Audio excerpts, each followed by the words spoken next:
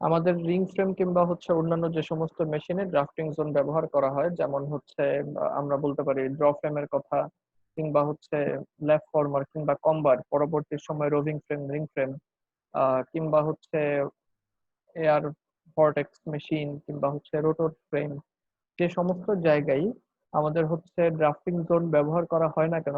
অবশ্য রোটরে তো ড্রাফটিং, তো এই সমস্ত রোটরে তো ওইভাবে ড্রাফটিং জোন তো নাই, কিন্তু ওখানে একটা নিপিং রোলার আছে। তো যে সমস্ত মেশিনে ড্রাফটিং জোন আছে না কেন, ওই সমস্ত মেশিনের ড্রাফটিং জোনের ক্ষেত্রে একটা জিনিস খুব কমন, সেটা হচ্ছে আমাদের ড্রাফটিং জোনের বেসিক কন্ডিশনের মধ্যেও কিন্তু এটা ছিল যে আমাদের টপ রোলার থাকবে এবং বটম রোলার থাকবে। তো টপ রোলার গুলি হচ্ছে ক্রমাগত ব্যবহার করার ফলে, যেহেতু আমাদের ড্রাফটিং জোনের ফাইবারের গতিপথই হচ্ছে টপ এবং বটম রোলারের মাঝখান দিয়ে, তো সেহেতু ফাইবারের সাথে ফ্রিকশনের কারণে টপ রোলার কিন্তু প্রায় সময় হচ্ছে ক্ষতিগ্রস্ত হয়ে যায়, সেটা ক্ষয় হয়ে যায়। তো ক্ষয় হয়ে যাওয়ার কারণে এখানে আমাদেরকে যে ঝামেলাটা পোহাতে হয়, যখন কোন একটা rubber coated top roller, top roller গুলি যে রাবার কোট করা থাকে সেগুলোতে আমি তোমাদেরকে আগেই বলেছিলাম, বা তোমরা ইয়ার্ন ওয়ান থেকেই জানো যে টপ রোলার গুলি সবসময় রাবার কোট করা থাকে। যেমন এখানে আমরা হচ্ছে একটা টপ রোলার দেখতে পাচ্ছি, এটা হচ্ছে রিং ফ্রেমের টপ রোলার, বা রোভিং ফ্রেমের টপ রোলারও দেখতে এরকমই, ডাম্বেল শেপ টপ রোলার এটা। তো এই টপ রোলারের মধ্যে এখানে দেখো একটু হচ্ছে গোলাপি কালার, ঠিক গোলাপি না, লাল গোলাপি টাইপের। তো এখানে কিন্তু একটা হচ্ছে রাবারের কোটিং দেওয়া আছে, উপরে একটা রাবারের লেয়ার আছে, আর নিচে কিন্তু হচ্ছে স্টেনলেস স্টিলের লেয়ার আছে। তো এই কারণে যেটা হয় যে ফাইবারের সাথে ক্রমাগত হচ্ছে ফ্রিকশনের ফলে এটা ক্ষতিগ্রস্ত হয় বা ক্ষয়প্রাপ্ত হয়ে যায়। তো ক্ষয়প্রাপ্ত হয়ে সে কি কিরকম হয় সেটা একটু আমি দেখানোর চেষ্টা করি। তো ক্ষয়প্রাপ্ত হলে হচ্ছে আমাদের স্পিনিং পারফরমেন্স হচ্ছে ডিগ্রেড করে। তো একটা রোলার যদি হয় এরকম, মনে করো আমি একটা রোলার আঁকার চেষ্টা করছি, ডাম্বেল শেপ টপ রোলার।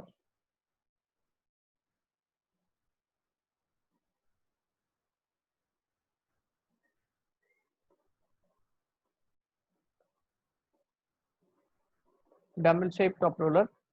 তো এই ডাম্বেল শেপ টপ রোলারের ক্ষেত্রে যদি এরকম হয়, ধরা যাক ফাইবার ক্রমাগত টপ রোলার এবং বটম রোলারের মাঝখান দিয়ে যাচ্ছে, তখন ফাইবারের সাথে ক্রমাগত ফ্রিকশনের ফলে এই টপ রোলারটা, আমি এখানে যেরকম হচ্ছে ডট লাইন আঁকলাম, এরকম মাঝখান দিয়ে হচ্ছে তারা ক্ষয়প্রাপ্ত হয়ে যায়, করশন দেখা দেয়। মাঝখানের দিক দিয়ে কেন করশন বেশি হয়? কারণ হচ্ছে মাঝখানের দিকে ফাইবারের পরিমাণটা বেশি থাকে।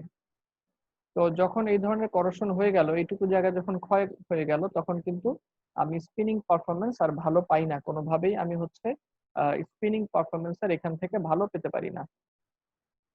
তো তাহলে এখন আমাদের উপায় কি, যদি স্পিনিং পারফরমেন্স এখান থেকে হচ্ছে আমি ভালো না পাই, তাহলে উপায় কি?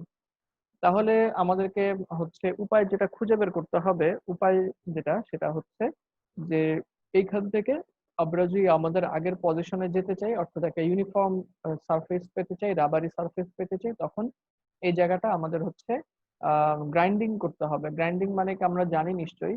গ্রাইন্ডিং মানে হচ্ছে কোন একটা ব্লান্ট এজ, অর্থাৎ কোন একটা ভোঁতা হয়ে যাওয়া কোন একটা প্রান্তকে হচ্ছে এটাকে ধারালো করে ফেলা, শার্প করে ফেলা।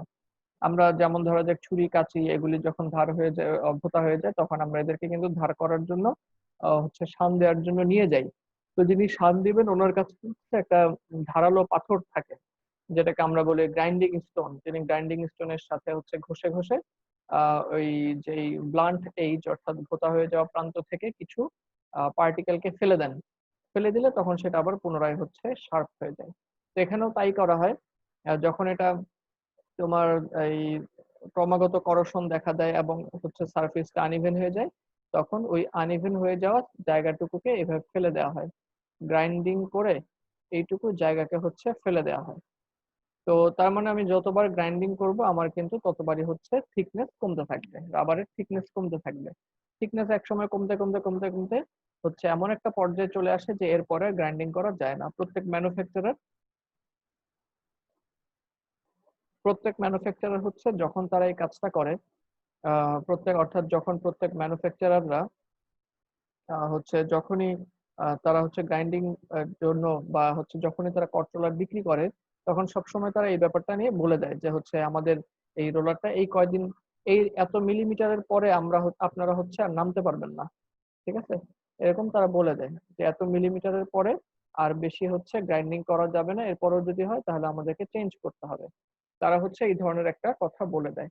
তো সেই হচ্ছে অনুযায়ী ফলো করতে হয়। তো এখন আমরা দেখবো সবার প্রথমেই যে একটা গ্রাইন্ডিং মেশিন কিভাবে তারা কাজ করে। আমরা হচ্ছে ব্রেকারের একটা গ্রাইন্ডিং মেশিন দেখবো। ব্রেকারটা হচ্ছে সুইজারল্যান্ডের একটা ব্র্যান্ড, এবং এই ব্র্যান্ডটা হচ্ছে বেশ বিশ্ববিখ্যাত। তারা স্পেয়ার পার্টস ম্যানুফ্যাকচারিং এর ক্ষেত্রে তারা হচ্ছে ড্রাফটিং জোনের যে টপ রোলার অর্থাৎ কট রোলার, এই কট রোলারও তারা বানিয়ে থাকে। আহ, এবং কট রোলার বানানো বা এই ধরনের কাজের জন্য তারা যে ব্র্যান্ড নেম ব্যবহার করে সেটা হচ্ছে বারকোল। তো আমরা এই বারকোল ব্র্যান্ডের একটা গ্রাইন্ডার মেশিন দেখবো। এটাকে ওরা বলেছে মাল্টি গ্রাইন্ডার। মাল্টি গ্রাইন্ডার এই জন্য যে হচ্ছে এটার মধ্যে একদম ড্রফেম থেকে শুরু করে পরবর্তী যত মেশিনের হচ্ছে কন্ট্রোলার আছে, তো সেই সমস্ত কন্ট্রোলার সবগুলিকেই হচ্ছে এখানে গ্রাইন্ডিং করে ফেলা যায়। এই জন্য এটাকে বলা হয় মাল্টি গ্রাইন্ডার। আমরা এখানে তাদের দুইটা সেট আপ আছে, একটা হচ্ছে অটোমেটিক আর একটা সেমি অটোমেটিক, দুইটাই আমরা দেখার চেষ্টা করব। প্রথমে আমরা অটোমেটিকটাকে হচ্ছে দেখার চেষ্টা করি। অটোমেটিক গ্রাইন্ডিং, এখানে আমরা যেটা দেখতে পাচ্ছি এটা একটা অটোমেটিক গ্রাইন্ডার। তো অটোমেটিক গ্রাইন্ডারের যে বাম পাশে উপরে হচ্ছে এখানে দেখো এটা রোভিং অথবা রিং ফ্রেম, দেখে মনে হচ্ছে রিং ফ্রেম। রিং ফ্রেমের কন্ট্রোলার হচ্ছে তোমার রেখে দেওয়া আছে।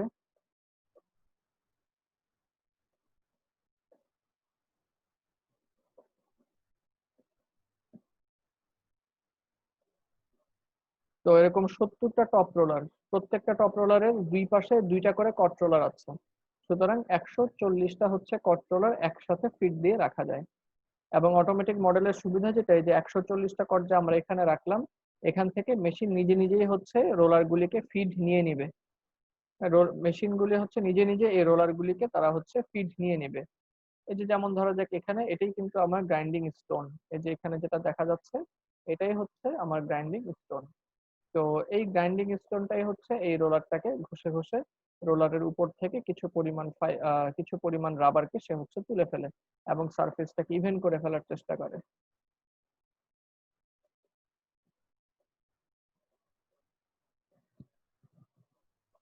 তো এখানে যেহেতু কোনো ধরনের মানুষের সাহায্য লাগে না, এবং হচ্ছে এই 140টা প্রসেস করতে প্রায় 30 মিনিটের মতো সময় হয়ে যায়।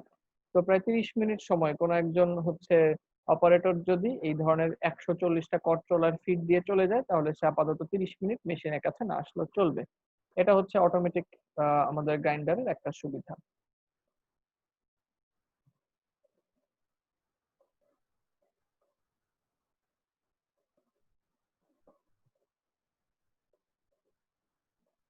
আর যদি সেমি অটোমেটিক গ্রাইন্ডিং হয় তখন আমাদেরকে হচ্ছে এই লোডিং এবং আনলোডিং, রোলারের লোডিং এবং হচ্ছে রোলারের আনলোডিং আমাদেরকে হচ্ছে নিজেদেরই করতে হবে। এখানেও একটা গ্রাইন্ডিং স্টোন দেখা যাচ্ছে, এই গ্রাইন্ডিং স্টোনটাই মূলত সে গ্রাইন্ড করবে।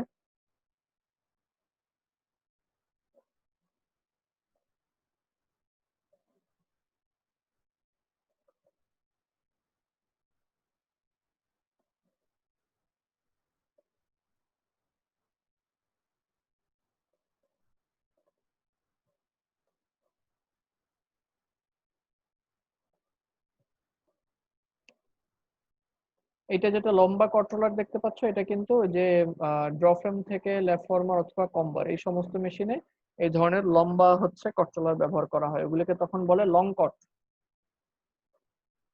বড় দৈর্ঘ্যের কন্ট্রোলার আর কি।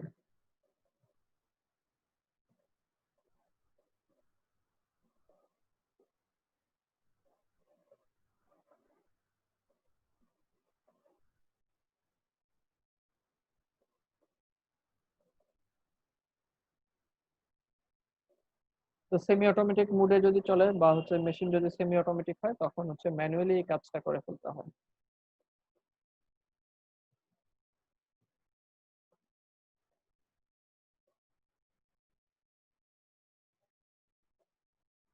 লোডিং এবং আনলোডিং তখন ম্যানুয়ালি হবে।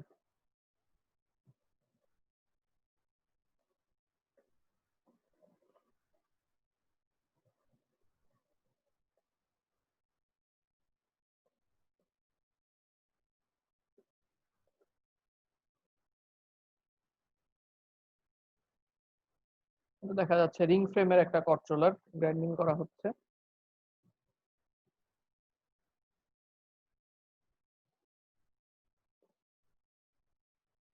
তো বোঝা যাচ্ছে সেমি অটোমেটিক যদি মেশিন হয় অথবা সেমি অটোমেটিক মুডে চলে তাহলে কিন্তু অপারেটরকে সবসময় মেশিনের সাথেই থাকতে হবে। তো এই জায়গায় কিন্তু ভিন্নতা থাকবে যদি আমাদের হচ্ছে অটোমেটিক মেশিন হয়, তখন একজন অপারেটরকে মেশিনের সাথে না বসে থাকলেও চলে।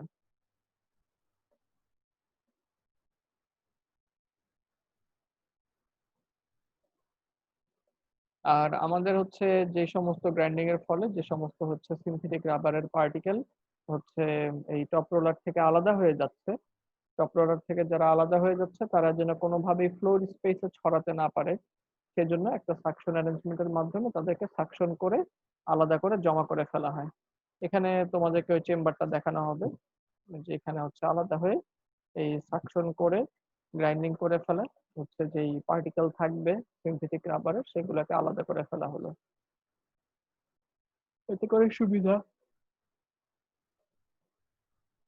রাবারের কম্পোনেন্ট গুলি আশেপাশে ছড়াতে পারবে না।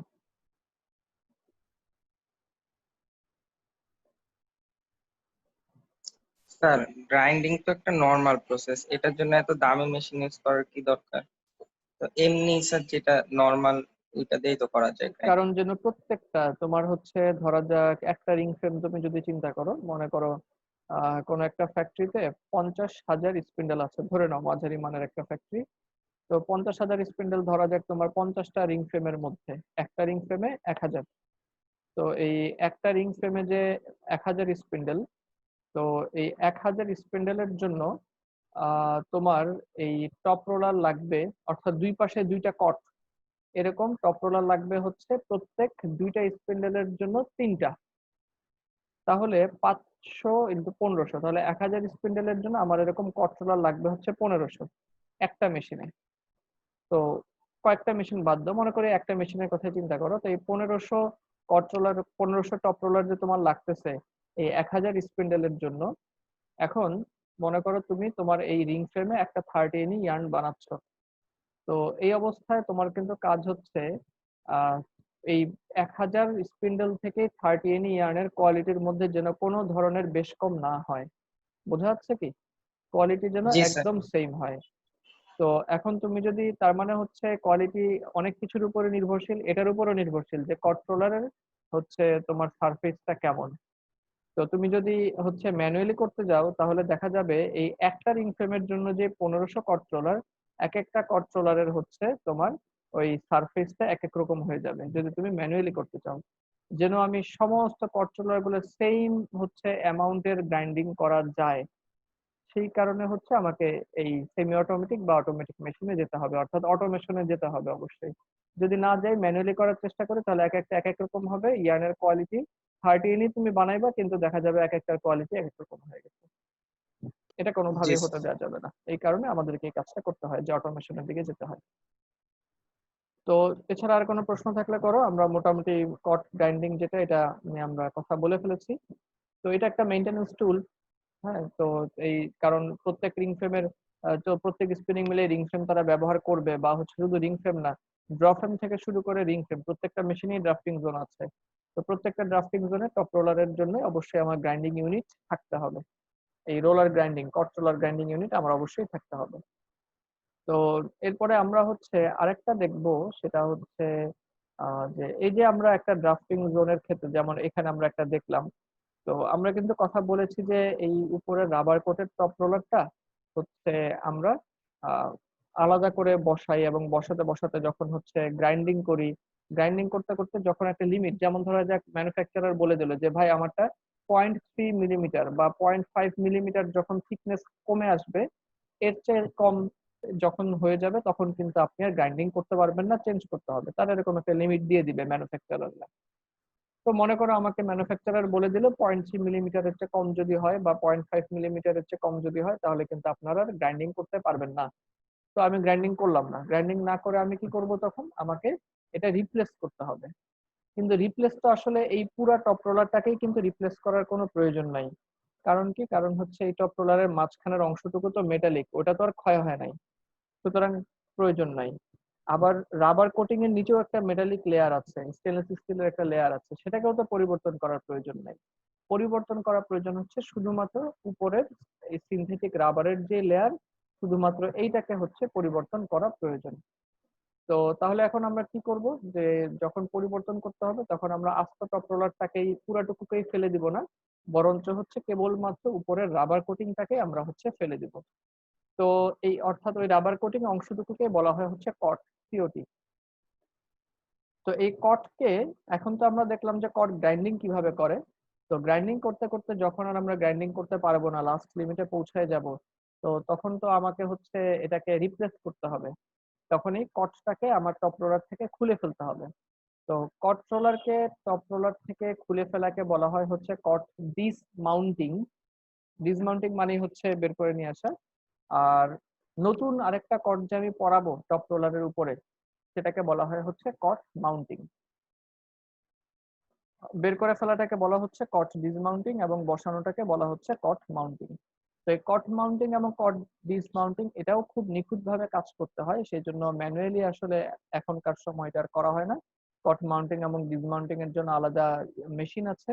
তো আমরা হচ্ছে এই মাউন্টিং এবং ডিসমাউন্টিং এর জন্য একটা সেমি অটোমেটিক মেশিনের সাথে পরিচিত হয়ে আসি।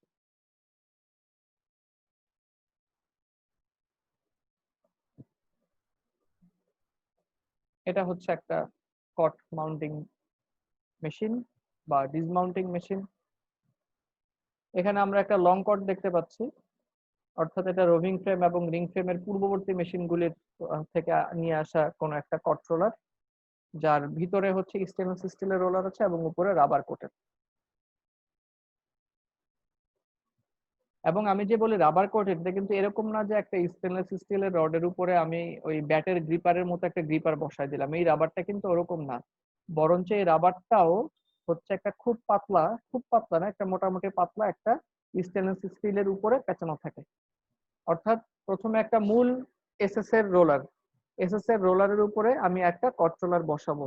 কন্ট্রোলারটা মোটেও ফ্লেক্সিবল না যে হাত দিয়ে ধরলে সেটা চিমে যাবে, এরকম না। কেন? কারণ কন্ট্রোলারটা নিজেই অন্য আরেকটা স্টেনলেস স্টিলের হচ্ছে ফ্রেমের উপরে সে পেঁচানো থাকে। তো এখন কিভাবে আমরা কন্ট্রোলারটাকে বসাতে পারি এবং কিভাবে কন্ট্রোলারটাকে আমরা হচ্ছে বের করে নিয়ে আসতে পারি, তো প্রথমে আমরা দেখবো হচ্ছে ডিসমাউন্টিং।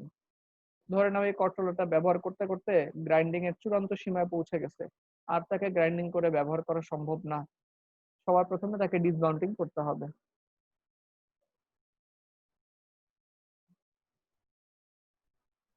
মেশিনে বসানোর জন্য লাগবে আমার দুইটা, মেশিনের সাথে যেন ফিক্স হয়ে থাকে।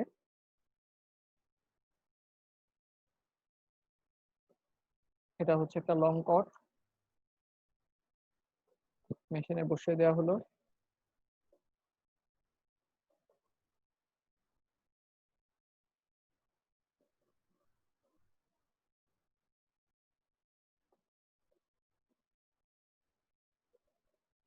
আরেকটা এসএস এর রড বসানো হলো।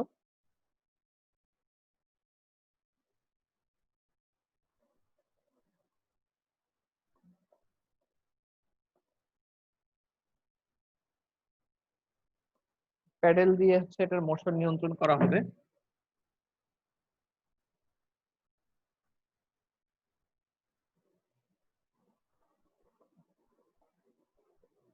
এখন এই রডটা করবে কি, কটের ভিতরের যে স্টেনলেস স্টিলের রোলারটা ছিল মূল, তাকে ধাক্কা দিয়ে বের করে নিয়ে আসবে। এই যে এটা হচ্ছে মূল এসএস এর রোলারটা, যার উপরে কট বসানো ছিল।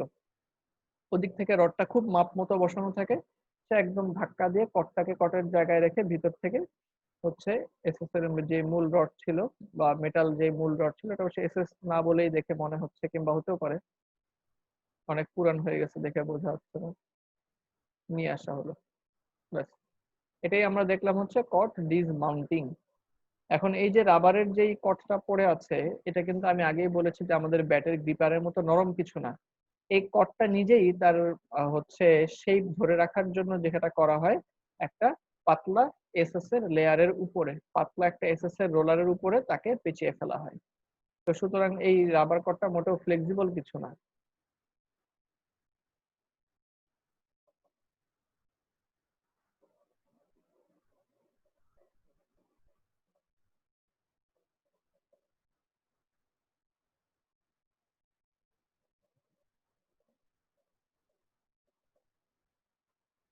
ইজি মাউন্টিং এর জন্য লুব্রিকেশন করা হলো।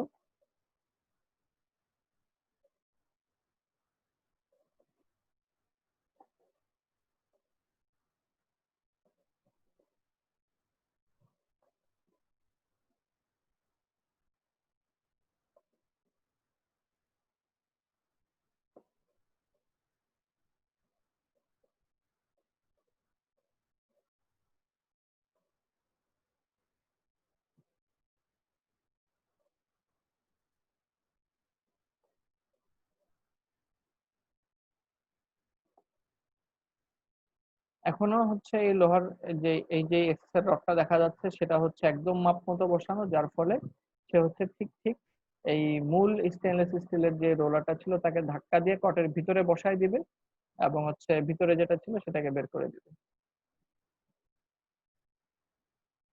এবং চারদিক থেকে এভাবে যদি করা হয় তাহলে চারদিক থেকে একদম ইউনিফর্মলি হচ্ছে প্রেসারটা দেওয়া সম্ভব, যেটা ম্যানুয়ালি দিতে গেলে হয়তো একদম সেন্ট্রালি দেওয়া সম্ভব ছিল না, অর্থাৎ হচ্ছে নিখুঁত ভাবে দেওয়া সম্ভব ছিল না। এই হচ্ছে আমাদের লং কট মাউন্টিং হয়ে গেল। এখন এটা পুনরায় ব্যবহারের উপযুক্ত।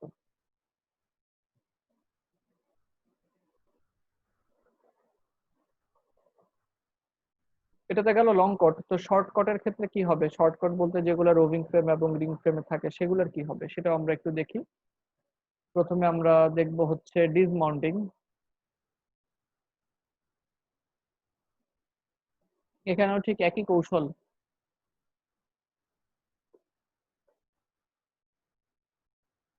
কোন একটা একটা রড বসানো থাকবে, সেই রডটা নিজে গিয়ে হচ্ছে ভিতরের স্টেনলেস স্টিলের রোলারটাকে ফেলে দিবে এবং নিজে তার জায়গায় বসে পড়বে। বসে পড়বে বলতে ধাক্কা দিয়ে সরাই দিলেই তো হচ্ছে এই রোলারটা আলাদা হয়ে গেল। এই তো ভদ্রলোকের হাতে এখন যেটা দেখতে পাচ্ছে এটাই হচ্ছে আসল টপ রোলার আর কি। সুবিধার্থে কট রোলারটাকে বসানো হয়, কটটাকে বসানো হয়। তো এখন যেটা দেখতে পাচ্ছ ওনার হাতে এটাই হচ্ছে আসল টপ রোলার। তো এবার মাউন্টিংটা একটু দেখো কিভাবে মাউন্টিং করে।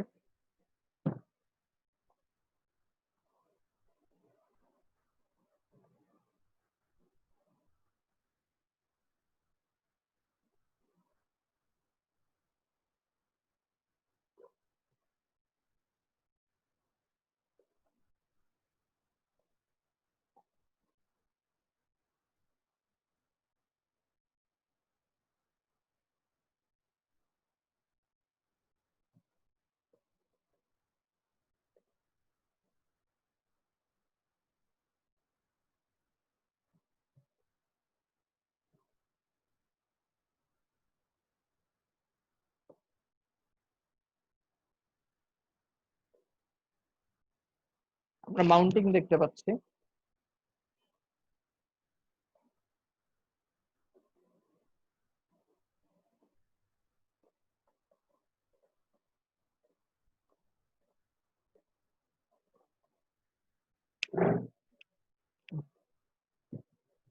এই হচ্ছে আমাদের মাউন্টিং এবং ডিসমাউন্টিং।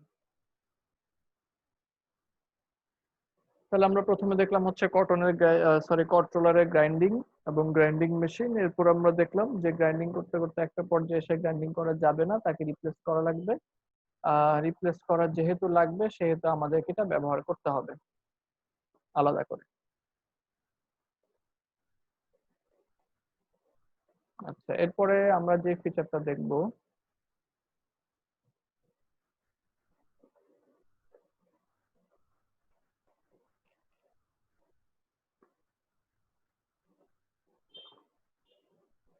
এরপরে আমরা যেটা দেখব এটা হচ্ছে আমাদের রিং ফ্রেমের স্পিন্ডেলের একটা লুব্রিকেশনের পদ্ধতি। আমাদের রিং ফ্রেমে তো হচ্ছে স্পিন্ডেল থাকে। তো এই স্পিন্ডেলে কিন্তু দুইটা লেয়ার। একটা লেয়ার হচ্ছে তোমার স্পিন্ডেল ব্লেড, আর একটা লেয়ার হচ্ছে বোলস্টার। যেমন এখানে আমরা যেটা দেখতে পাচ্ছি উপরের অংশটা যেটা মুভ করবে আসলে এবং যে স্পিন্ডেলের উপরে প্যাকেজটাকে বসানো থাকবে, এটা হচ্ছে আমার স্পিন্ডেল ব্লেড। এবং স্পিন্ডেল ব্লেডটাকে এই নিচের কেসের উপরে বসানো থাকে, সেটাকে আমরা বলি হচ্ছে বোলস্টার। তাহলে এই পুরাটুকু হচ্ছে স্পিন্ডেল ব্লেড। আর নিচে যে কেসটা আছে এই কেসটাকে বলা হয় হচ্ছে বোলস্টার। স্পিন্ডল ব্লেড হচ্ছে এই কেসের উপরেই বসানো থাকে এবং কেসটা স্থির, স্পিন্ডল হচ্ছে নিজে ঘুরে কিন্তু কেসটা কিন্তু স্থির। টেপ দিয়ে আমরা জানি যে স্পিন্ডলকে ঘোরানো হয়, একটা টেপ ব্যবহার করা হয়, সেই টেপ দিয়ে হচ্ছে স্পিন্ডলকে ঘোরানো হয়। তো এখন যখন ঘুরাবে সেজন্য ইউনিফর্মলি স্পিন্ডলটা যেন আহ, এই বোলস্টারের ভিতরে গিয়ে ইউনিফর্মলি যেন মুভ করতে পারে নিজের অক্ষের চারিদিকে, সেহেতু তার ভিতরে দুইটা কাজ করা হয়। একটা হচ্ছে বিয়ারিং বসায় দেওয়া হয়, এগুলো কিন্তু বিয়ারিং, এই যে চকচক করতেছে এগুলো বিয়ারিং। এবং দ্বিতীয় কাজ যেটা করা হয় সেটা হচ্ছে নিচে লুব্রিকেশন করা হয়, অর্থাৎ লুব্রিকেন্ট দিয়ে দেওয়া হয়।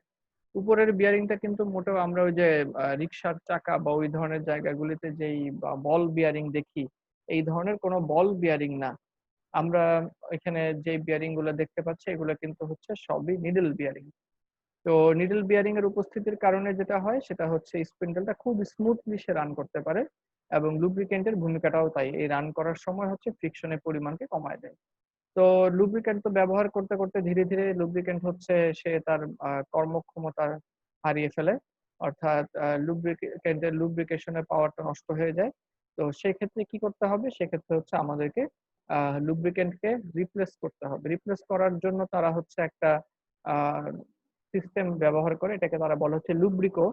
তারা হচ্ছে একটা পাম্পিং, হচ্ছে হ্যান্ড পাম্পিং মেশিন ব্যবহার করে, যে যেটা করতে পারে সেটা হচ্ছে মেশিনের ভিতর থেকে, কম্পোনেন্টের ভিতর থেকে এই যে যেই হচ্ছে তোমার পুরান লুব্রিকেন্ট গুলি ছিল সেগুলিকে আলাদা করে ফেলে। তার এখানে দুইটা চেম্বার।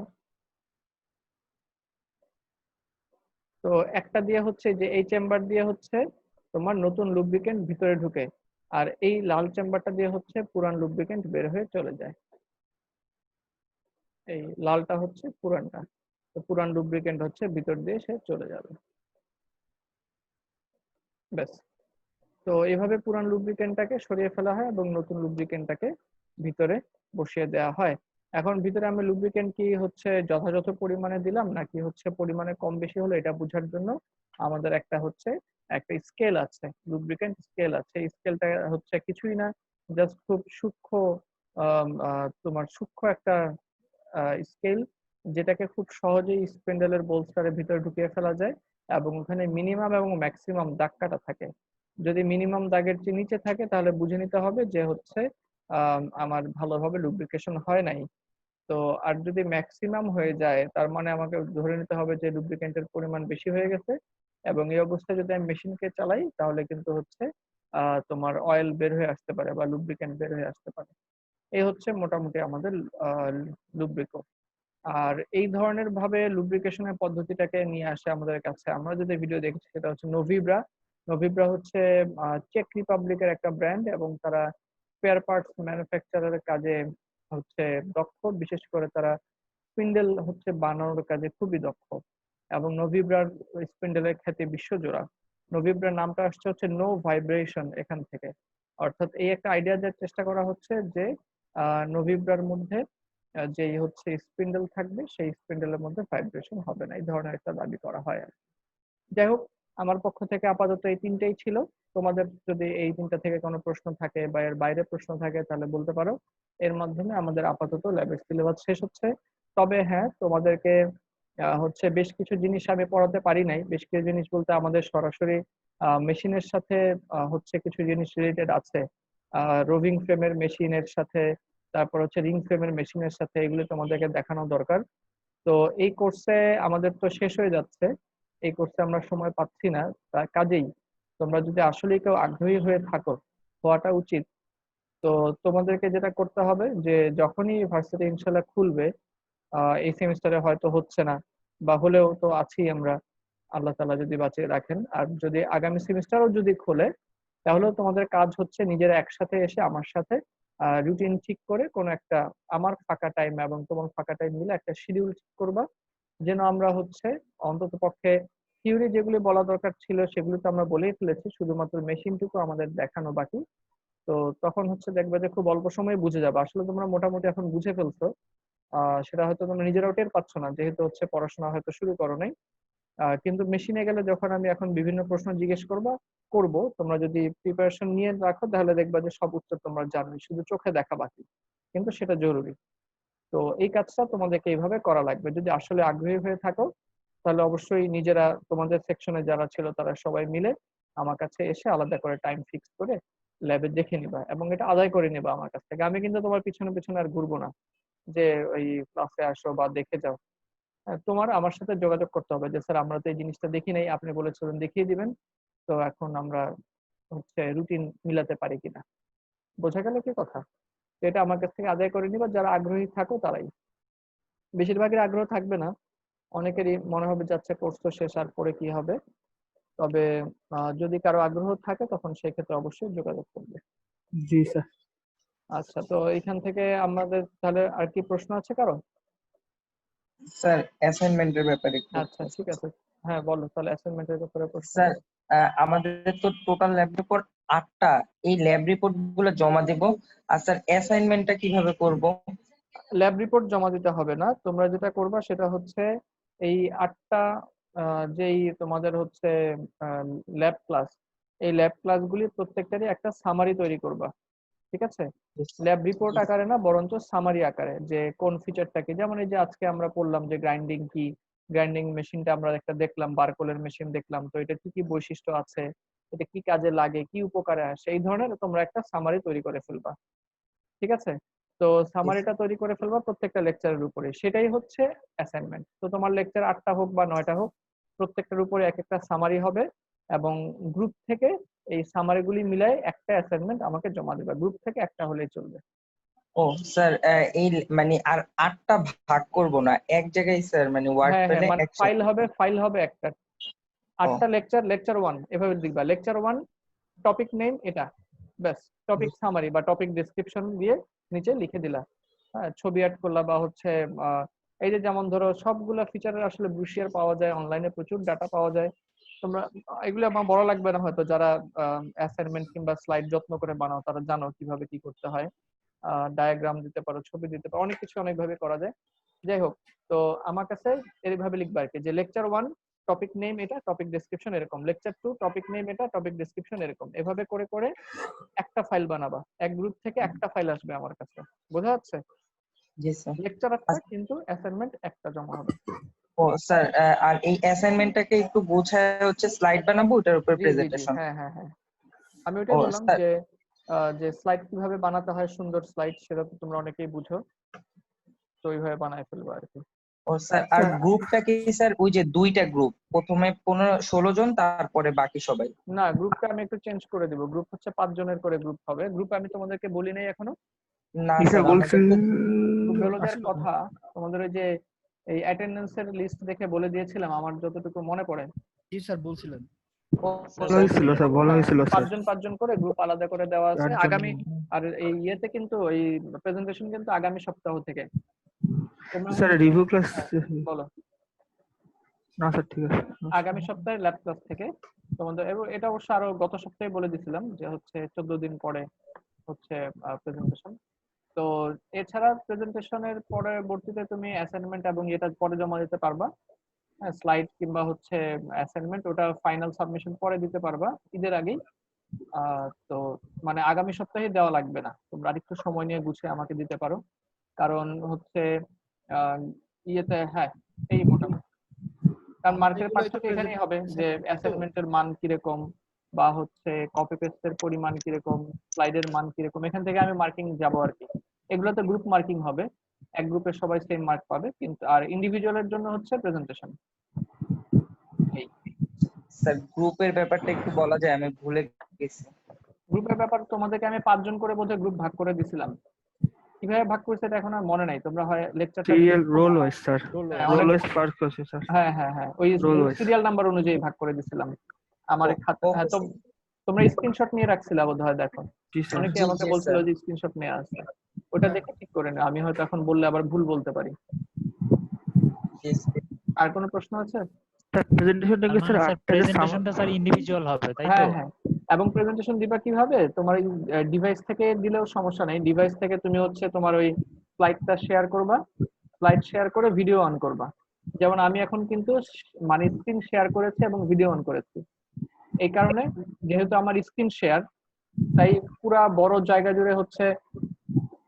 জুড়ে হচ্ছে আমার এই স্ক্রিনটা দেখাচ্ছে, আর এক কোণায় ছোট্ট করে হচ্ছে তোমার আমার ছবিটা দেখাচ্ছে আর কি। তো তোমরাও এরকম করবা, তাতে করে হবে কি পুরো স্ক্রিন জুড়ে স্লাইড দেখা যাবে, আর স্লাইডের এক কোণায় তোমার মাথা দেখা যাবে, ওইটুকুই আমার দরকার আর কি। স্যার প্রেজেন্টেশনটা কি স্যার গ্রুপ ওয়াইজ, গ্রুপ থেকে তারপর একজন একজন করে প্রেজেন্ট হ্যাঁ করবেন? হ্যাঁ, প্রথমে গ্রুপ আসবে, তার একজন একজন করে, আমি বলবো যে তুমি এই টপিকটা নিয়ে বলো, তুমি এই টপিকটা নিয়ে বলো, এরকম আর কি। আমি এক একজনকে এক একটা টপিক জিজ্ঞেস করতে পারি। ইন্ডিভিজুয়ালি কি স্যার সামারি গুলো লিখতে হবে? না, আমারই একজন গ্রুপ, গ্রুপে 5 জন গ্রুপের একজন লিখলে হবে তাই না? মানে সবাই মিলে লিখবে আর কি। এখন যদি 4 জন তোমার খাওয়ায়, একজনকে রেডি করে যে ভাই তুই না ভালো, তোর এই খাওয়াই বিরিয়ানি টিরিয়ানি খাওয়ায়, যদি তার মন জয় করে নেয় তো সমস্যা নাই। মোট কথা হচ্ছে আমার কাছে যা সাবমিশন হবে ওটার মার্কস সবাই পাবে আর কি, সবাই সেম পাবে, ভালো হলেও সবাই সেম পাবে, খারাপ হলেও সবাই সেম পাবে। স্যার বুঝতে পারছি, ধন্যবাদ স্যার। স্যার প্রেজেন্টেশনটা কত মার্কসে স্যার? মার্কস ভাগ করে দিছিলাম তো মনে হয়।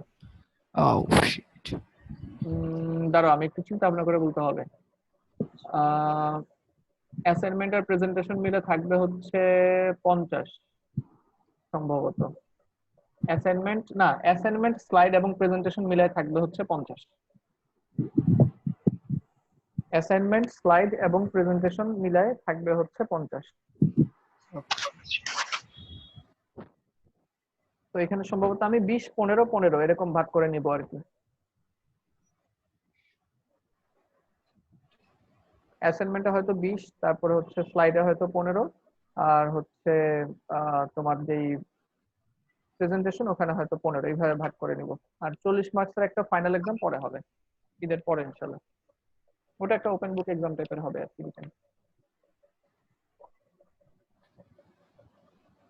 আর কিছু?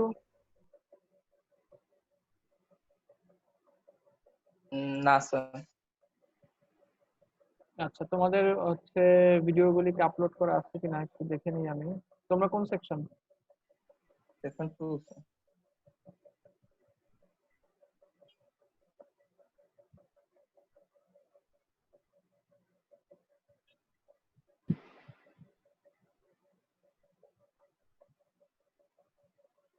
হ্যাঁ, মোটামুটি আপলোড করা আছে সবগুলোই।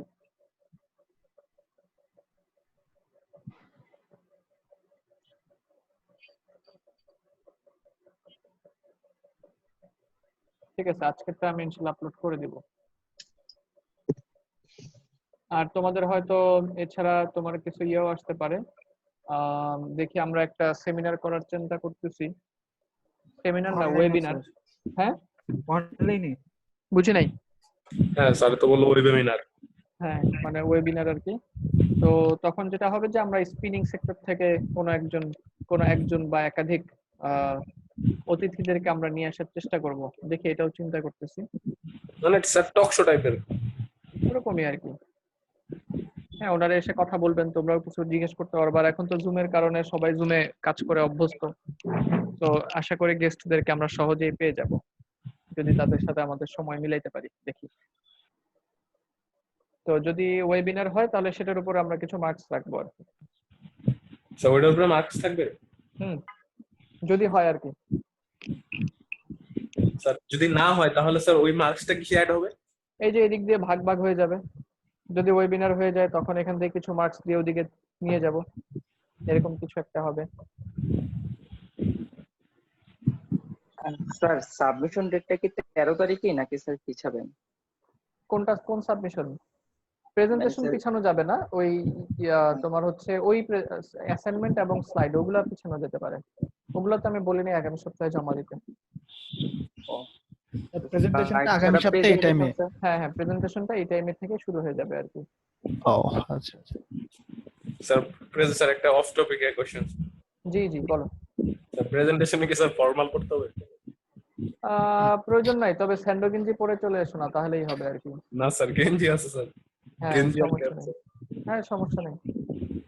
আর যেহেতু হচ্ছে কি বলেন, আমরা তো উপরের শরীরের উপরের অংশ ছাড়া নিচের অংশের দিকে তো আর হচ্ছে ক্যামেরা যায় না।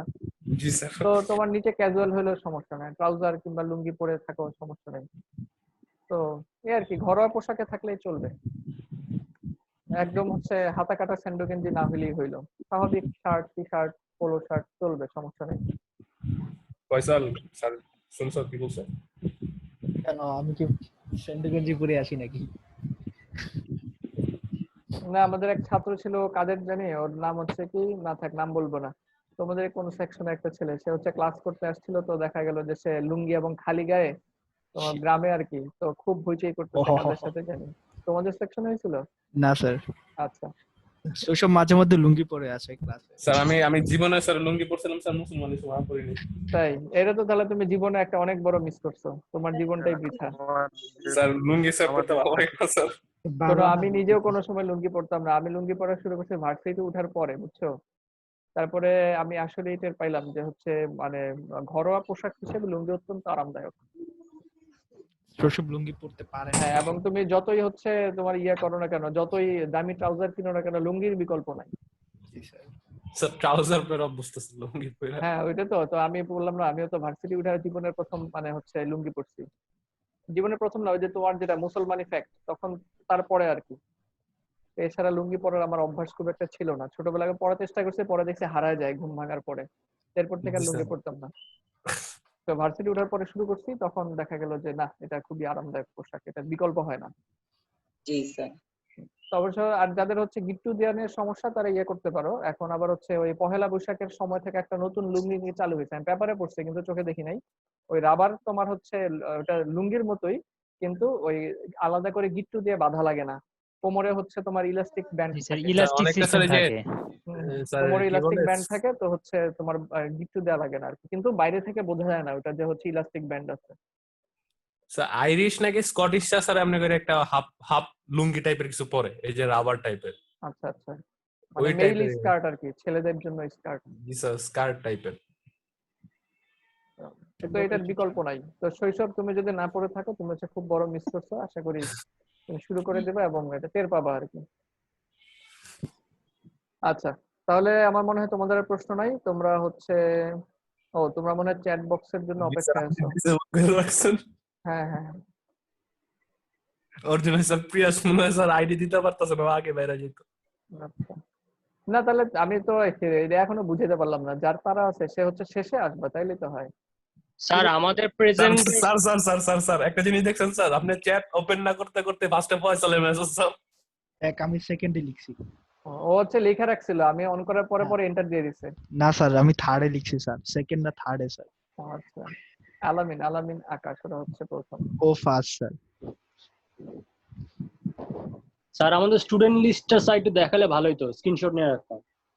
স্টুডেন্ট লিস্ট, হ্যাঁ স্টুডেন্ট লিস্ট দেখানো যাবে, কিন্তু আমি যে পাঁচজন করে মানে ভাগ করছিলাম না, কিভাবে ভাগ করছিলাম এটা বলতে পারবো না এখন। স্যার পাঁচজন করে স্যার। হ্যাঁ, স্টুডেন্ট লিস্টটা দেখাচ্ছে। স্যার স্টুডেন্ট লিস্টের স্ক্রিনশট আছে, আমি গ্রুপে দিয়ে দিচ্ছি।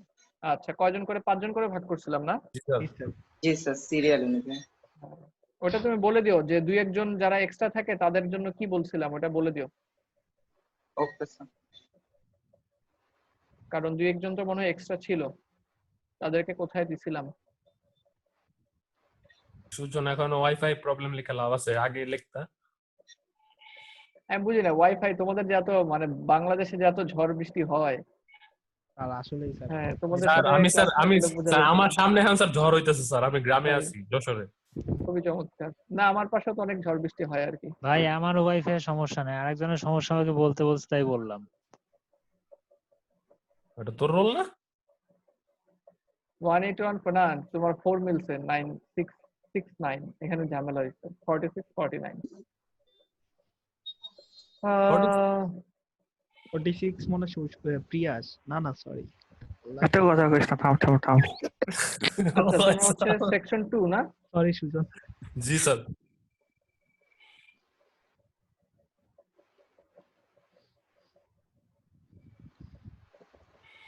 আচ্ছা, হ্যাঁ ছবি তুলে রাখো। এই যে এই সিরিয়াল নাম্বার অনুযায়ী কিন্তু 1 2 3 4। আর হচ্ছে ইয়েতে আনপেইড যারা, তারা যত তাড়াতাড়ি সম্ভব হচ্ছে তোমরা পেমেন্ট ক্লিয়ার Unpaid করে স্যার এটা refund, স্যার। হ্যাঁ উপরে ওঠানোর চেষ্টা করো, কারণ আমি কিন্তু অ্যাটেন্ডেন্স মার্ক দিতে পারতেছি না। স্যার যারা প্রথম দিকে আনপেড ছিল তাদেরটা কি অনেক অ্যাটেন্ডেন্স তো মিস হয়েছে, ওদেরটা কি কিছু হয়েছে? করোনাকালীন সময় যেহেতু পুরোটাই তো তারা অ্যাটেন্ডেন্স পেয়ে যাবে, করোনাকালীন অ্যাটেন্ডেন্স পুরোটাই পেয়ে যাবে। আর করোনা ছাড়া ক্লাসই করছি আমরা কয় সপ্তাহ, তো সমস্যা হবে না। 80% তো মানে এমনি হয়ে যাবে। জি স্যার জি স্যার কালকে স্যার নেটের জন্য সকালবেলা ক্লাসটা করতে পারি না স্যার, থিওরি ক্লাসটা স্যার।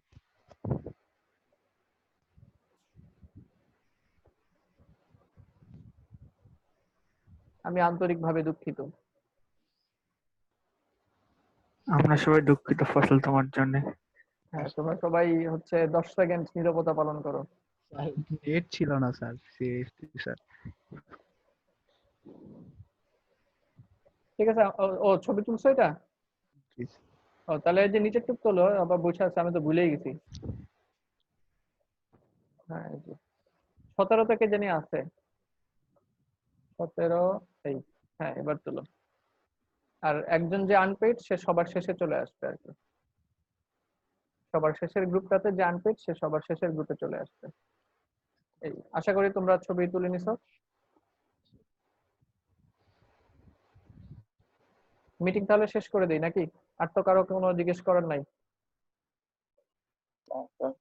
ঠিক আছে, স্যার তাহলে শেষ করে দিন। আগামী ক্লাসে দেখা হবে ইনশাল্লাহ। আসসালামু আলাইকুম। আল্লাহ হাফেজ স্যার। আসসালামু আলাইকুম স্যার। স্যার আসসালামু আলাইকুম। ওয়ালাইকুম আসসালাম ওয়া রাহমাতুল্লাহ।